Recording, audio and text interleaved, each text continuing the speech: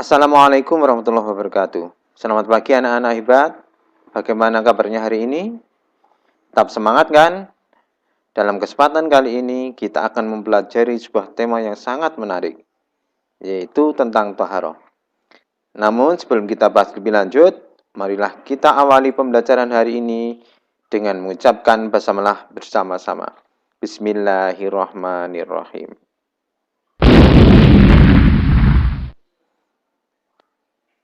Kemudian peta materi tentang toharoh. Pada kesempatan kali ini kita akan membahas dua hal. Yang pertama tentang bersuci dan yang kedua kedudukan air dalam bersuci. Untuk yang bersuci meliputi pengertian toharoh, perbedaan bersuci dan membersihkan, dan dasar hukum bersuci. Kemudian untuk kedudukan air dalam bersuci meliputi air sebagai alat bersuci, pembagian air ditinjau dari tingkatannya, dan yang ketiga, pembagian air ditinjau dari hukum penggunaannya. Baiklah anak-anak hebat, silahkan disimak gambar berikut ini. Di sana ada dua gambar. Gambar yang pertama itu gambar 3 orang anak yang sedang mandi di sungai, di mana airnya keruh, kotor, serta berbusa. Yang kedua, gambar orang yang sedang wudhu. Silakan disimak.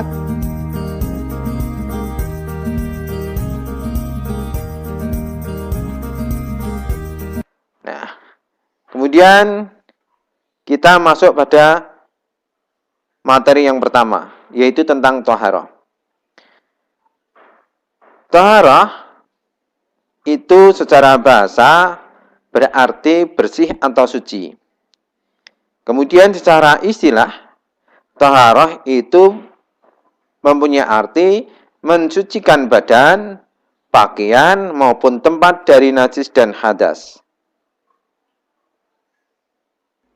Perbedaan bersuci dan membersihkan. Unsur-unsurnya meliputi menyertakan niat, bertujuan untuk membersihkan, kemudian tata caranya diatur dengan ketentuan fikih, dan yang keempat, mengikuti pola hidup sehat. Perbedaan antara bersuci dan membersihkan, kalau bersuci itu menyertakan dengan niat, sedangkan membersihkan diri tidak.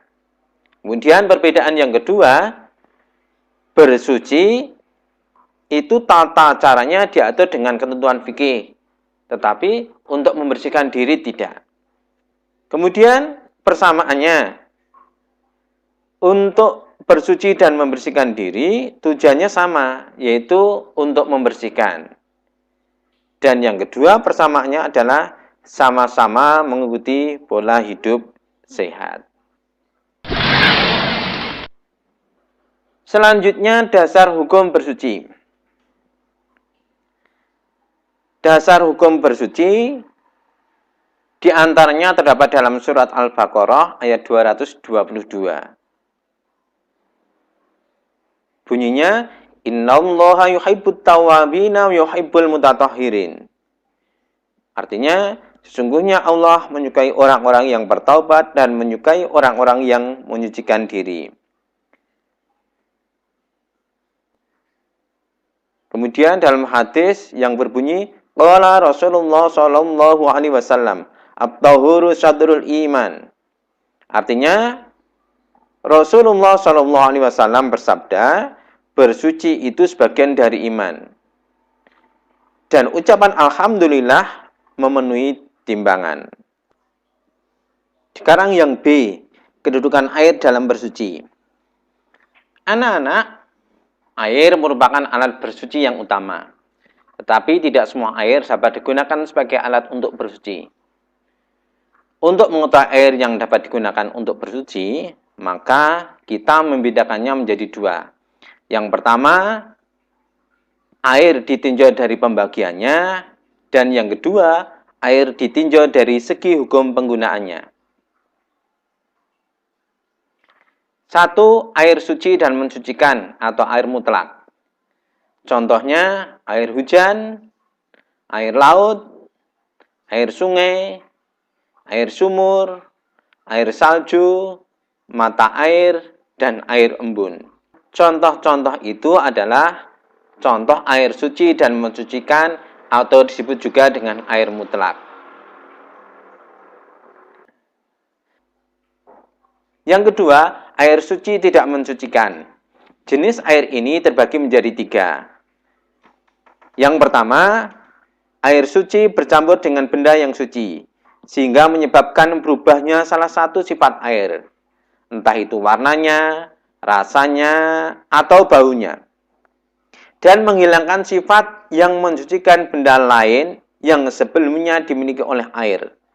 Contoh minyak melati, kuah soto, adonan roti, dan sebagainya.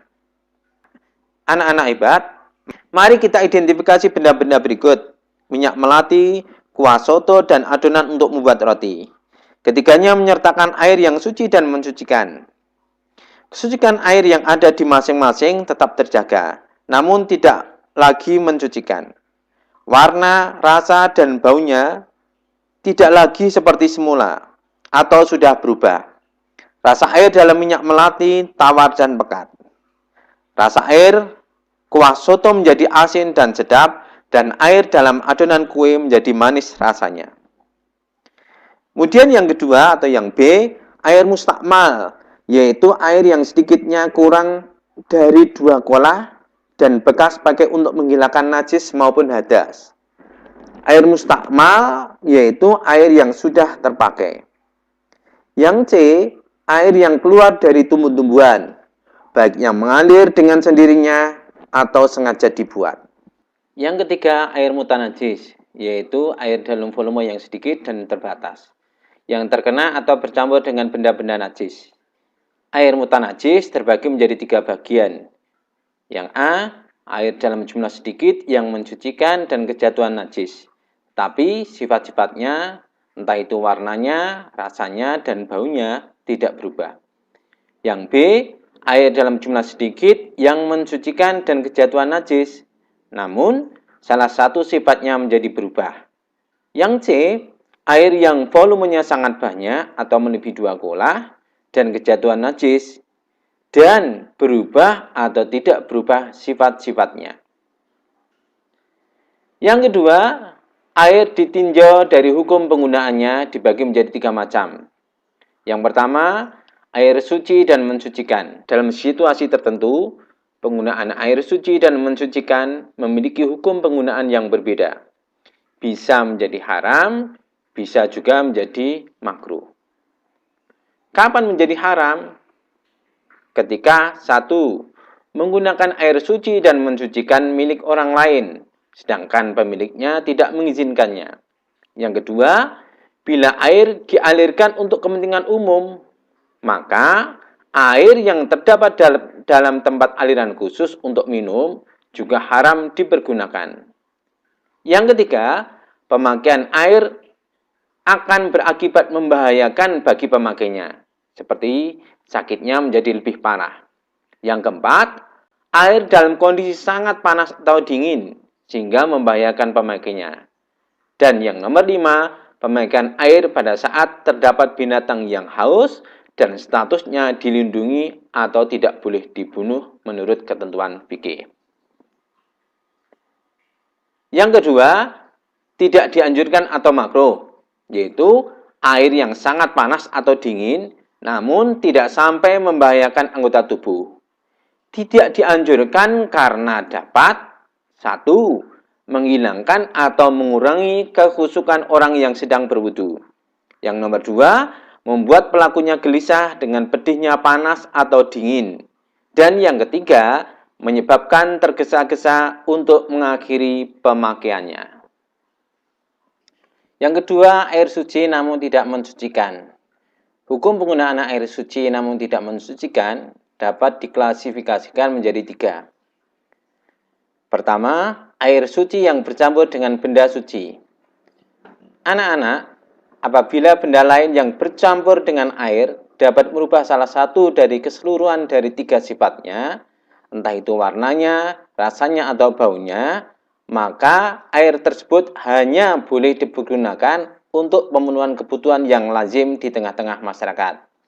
Namun, air tersebut tidak boleh dipergunakan untuk membersihkan najis maupun hadas. Contohnya adalah minyak wangi.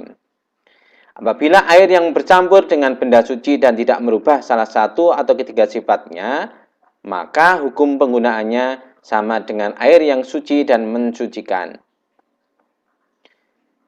Yang nomor 2, air suci dalam jumlah sedikit yang telah dipakai membersihkan najis atau hadas atau yang disebut dengan mustakmal.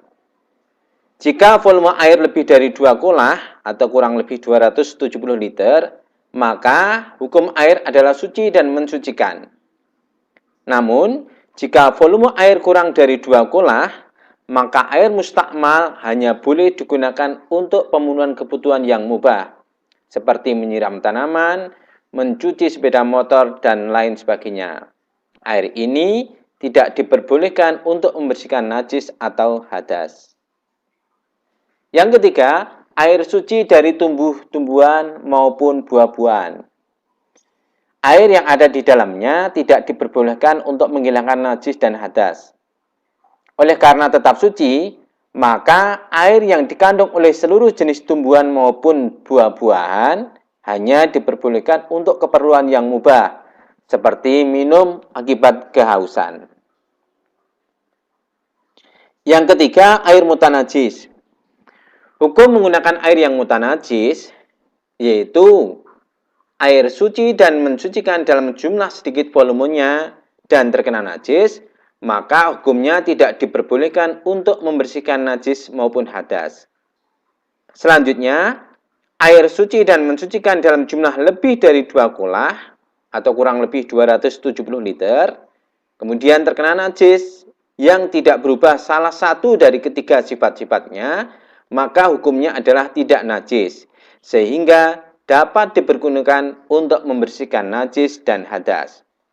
Namun, apabila air suci dan mensucikan dalam jumlah lebih dari 2 kolah terkena najis yang menjadi berubah salah satu dari ketiga sifat-sifatnya, maka hukumnya adalah najis, sehingga air tersebut tidak boleh dipergunakan untuk menghilangkan najis atau hadas.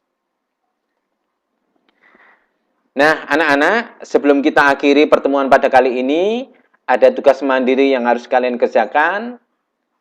Perintahnya adalah, lihatlah beberapa jenis air yang ada di sekitarmu, kemudian kelompokkan berdasarkan macam-macam air.